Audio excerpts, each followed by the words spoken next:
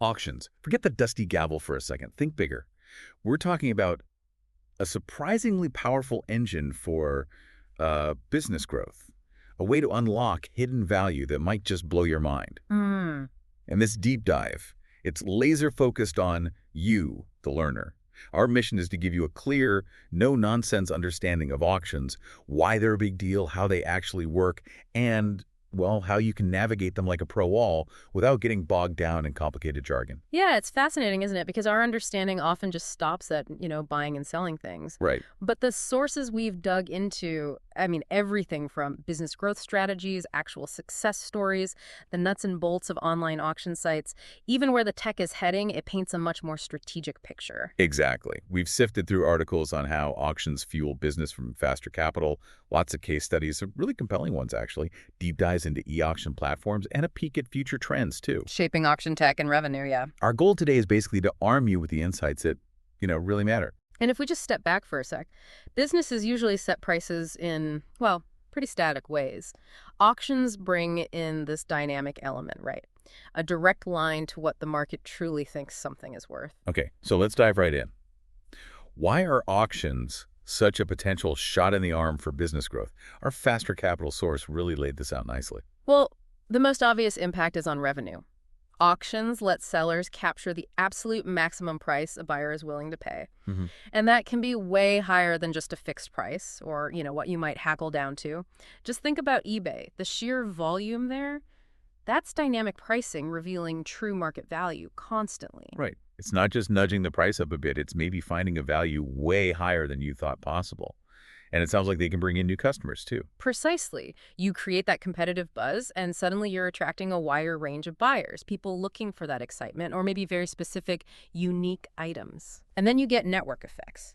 More buyers attract more sellers, which attracts more buyers. It's a growth loop. Amazon does this cleverly, actually. They use auctions alongside their normal listings. Ah, interesting. Yeah, so they appeal to a much broader mix of sellers and buyers. And here's where it got really interesting for me. It's not just about the money or the eyeballs.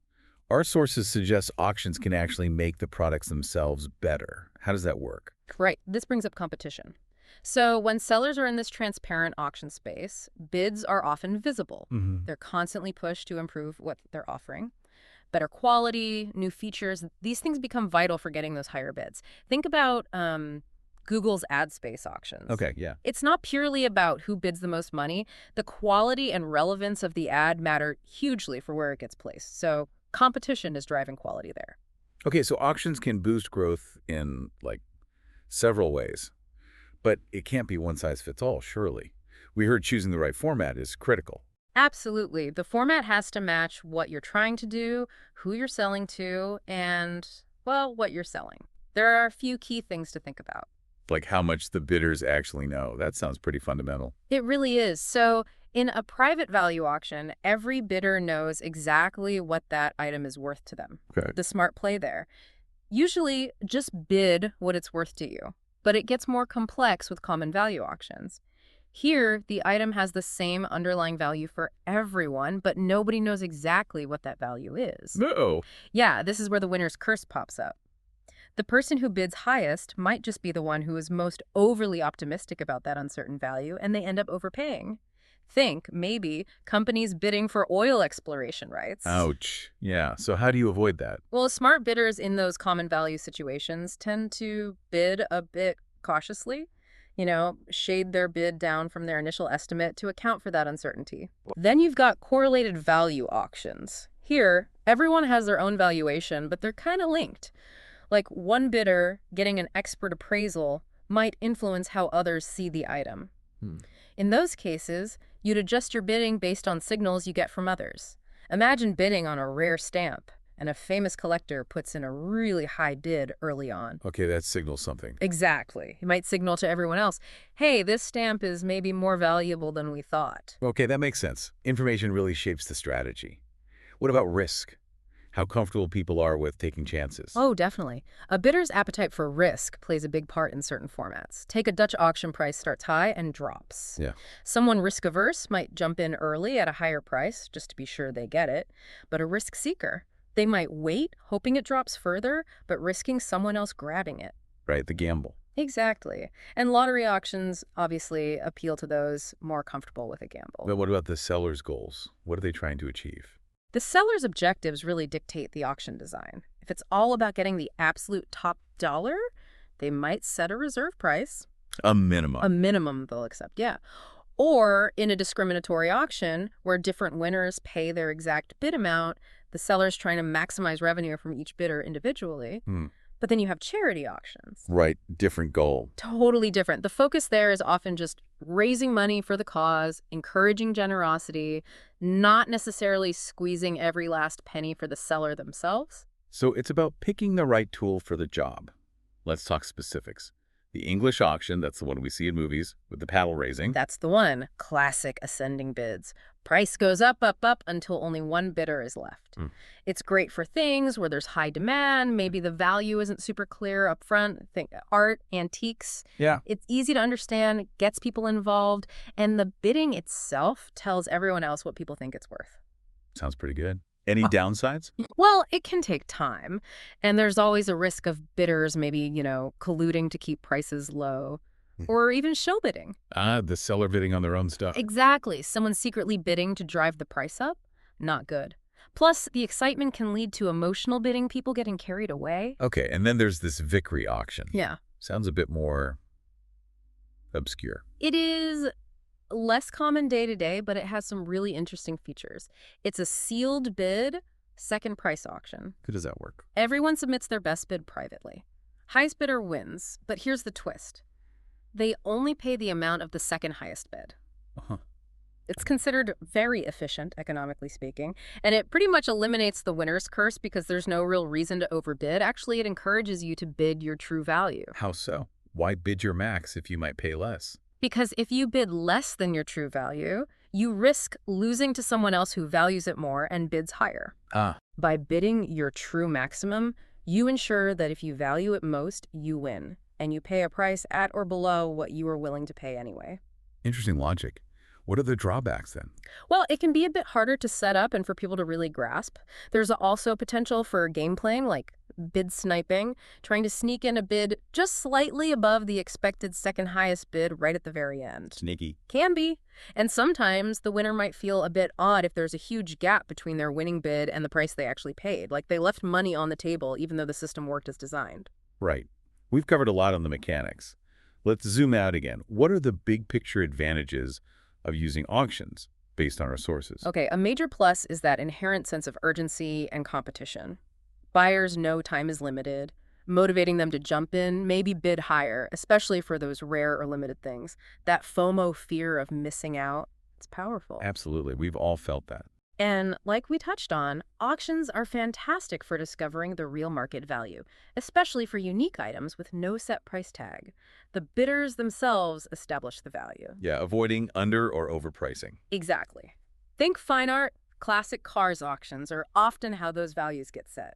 And it seems auctions help reach a wider audience. Definitely. You expose items to a much larger pool of potential buyers, people actively looking for auctions. It's a great way into new markets or customer groups. And it can even boost your brand, give it a lift. Yeah, successful auctions generate excitement, showcase your expertise, create positive buzz.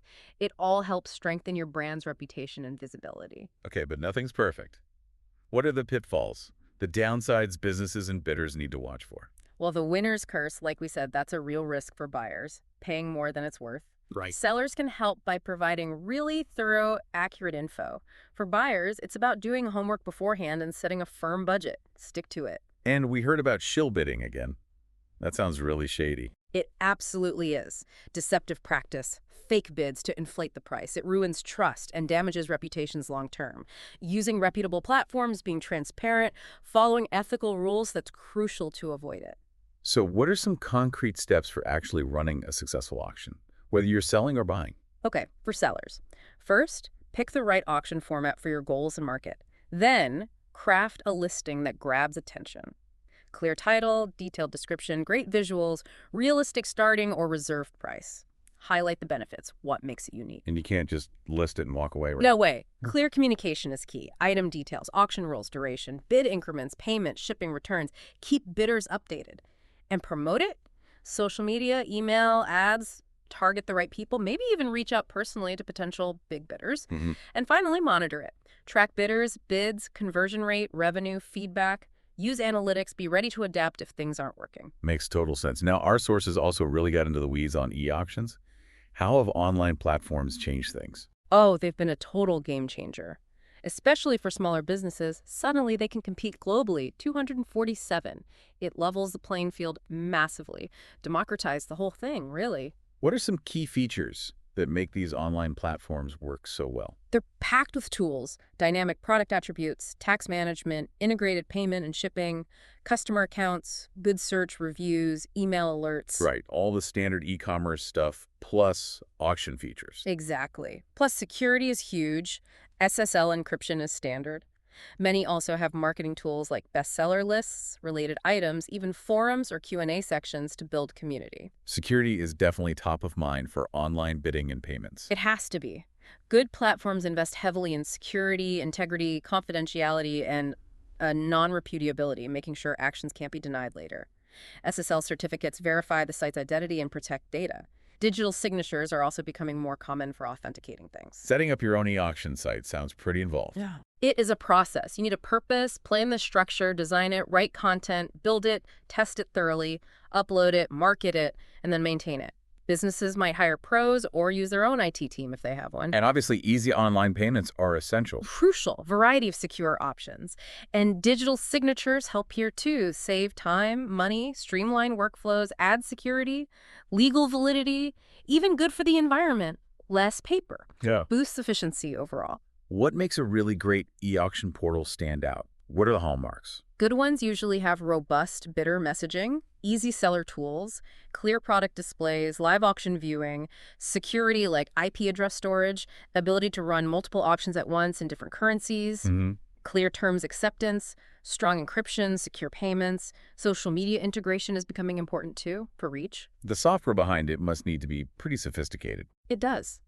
Needs to handle different formats, reverse auctions, forward auctions, sealed bids, manage bidder databases, track history, generate reports, handle high traffic, keep bidder identity secret while showing bids, provide summaries, control bid refresh rates, and have top-notch security. And the future sounds like it's constantly evolving based on what we read. Oh yeah, evolving fast.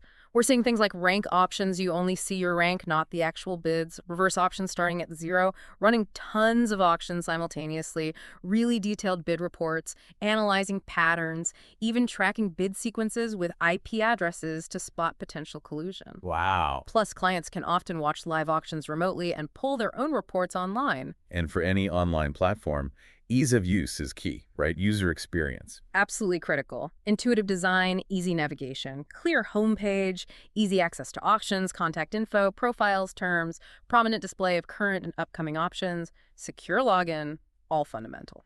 If a business is thinking about getting an e-auction site developed, what should they look for in a proposal? Good proposal should cover detailed UI designs, a clear sitemap, full functional write-ups, test plans including UAT, defect fixing timelines, documentation, implementation plan, load testing plans, secure password rules, and importantly, compliance with relevant laws and standards like IT Act 2000 or ISO 9000. Okay, we've hit the what's and how. Let's talk winning. Strategies for bidding, especially in those heated bidding wars. Right, bidding wars, multiple buyers fighting it out. The single most important thing. Set your absolute maximum price before you start and stick to it no matter what. Easier said than done sometimes. It takes discipline and research. Know the auction house, the item's history, condition, the auction type. Factor in all costs, buyer's premium, fees. Timing your bids is strategic. To bid early to show interest or wait and try to snipe at the last second. And there's psychology involved too, isn't there? Definitely. Experienced bidders might use subtle tactics, but learning from past auctions' wins and losses is invaluable. Remember the Salvatore Mundi sale. Calmness and proxy bidding won the day there. Our sources had some really cool success stories. Any that jump out? The art collector's coup was a great example of decisive strategic bidding at just the right moment. We saw real estate examples too, undervalued properties becoming hugely valuable through smart bidding. Then there's the emotional connection, someone bidding high for a family heirloom where personal value trumps financial value, and unconventional wins, taking a calculated risk on something lesser known, like the scholar finding a literary gem. And of course, the Hannes Wagner card, rarity equals huge value. What about those super high-stakes auctions? Millions on the line? Any special considerations? Due diligence goes into overdrive. Investigate the item and the auction house thoroughly. Sticking to budget is even more critical. Remember the 62 Ferrari 250 GTO example. Avoid impulsive multi-million-dollar mistakes. Yeah, good point. Strategic bidding, reading the psychology, gauging competitors, all essential. And knowing when to walk away gracefully or when a last-minute gamble might pay off, like with the Apollo 11 stuff. The Liz Taylor jewelry auction showed how crucial adapting to competitor behavior is. We also saw some really inspiring stories. Underdogs, maybe. Yeah, definitely. The young artist whose work unexpectedly took off at a big auction. Or the retired teacher winning a violin that meant the world to them personally. It shows auctions aren't just about money. Passion plays a huge role. And then there were auction house showdowns. Sounds dramatic. Can be. Intense battles for rare items, like that lost Van Gogh. We also saw quirky wins, like the scientist buying a taxidermy giraffe. And celebrity auctions always grab headlines. The Rock's belt, Audrey Hepburn's dress, Elon Musk's space seat, Lady Gaga's piano. Huge prices, lots of cultural weight. But it's not always smooth sailing. Common mistakes people make. Underestimating risk assessment is a big one. Letting emotions drive bidding, very common mistake. Ignoring competitors or not learning from past experiences, those definitely hold people back. So conversely, what makes auction participants successful? Patience, discipline, clear strategy, maintaining emotional detachment, analyzing competitors carefully, and always reflecting afterwards what worked, what didn't, to improve next time. Okay, finally, let's look ahead. Future trends, innovations shaping auctions. Digital transformation is just going to keep accelerating. More online auctions, major houses like Sotheby's, Christie's embracing live streaming globally. Blockchain and NFTs are set to really shake up digital assets, authenticity, artist royalties. We'll see more data-driven insights, personalization tailoring offerings, hybrid formats mixing physical and online participation seamlessly, and a growing focus on sustainability and social impact, eco-friendly items, charity auctions. So tech is really driving the bus here. Absolutely. There's talk of ethical AI audits for fairness, blockchain for transparency in auction systems, AI optimizing reverse auction bids, collaborative auctions for sustainability, mobile-first platforms, better tracking with RFID or blockchain, personalized delivery, advanced analytics. It's a lot. Sounds like the whole process, start to finish, is being rethought. Pretty much. Yeah. Fair AI-informed bidding strategies, AI assistance, dynamic pricing, AR/VR experiences for previews and bidding, even potential for quantum computing or DAOs in governance, blockchain for real estate, smart contracts, AI for valuation, VRR for immersion, ethical sourcing, carbon neutrality. It's impacting procurement, sustainability, everything. And reverse auctions remain a key tool in business procurement. True. Yeah, common e-auction method. Buyers state needs, sellers bid lowest price. Great for price discovery, transparency, automating vendor management. Platforms like Procure Live handle this. And basic online systems need good login and product viewing interfaces. Wow. Okay. That was a really comprehensive look. Yeah. So bringing it all together, it's clear auctions are way more than just buying and selling. They're dynamic tools, diverse formats, lots of strategies for different goals. Technology, especially online, is huge now. And understanding the mechanics and the psychology is key. That's right. Our goal here was to give you, the learner, a clear shortcut to being well-informed. Offer those surprising facts, enough detail to be thorough, but hopefully not overwhelming. So here's a final thought for you to chew on. Think about the core principles we talked about: competition, value, information.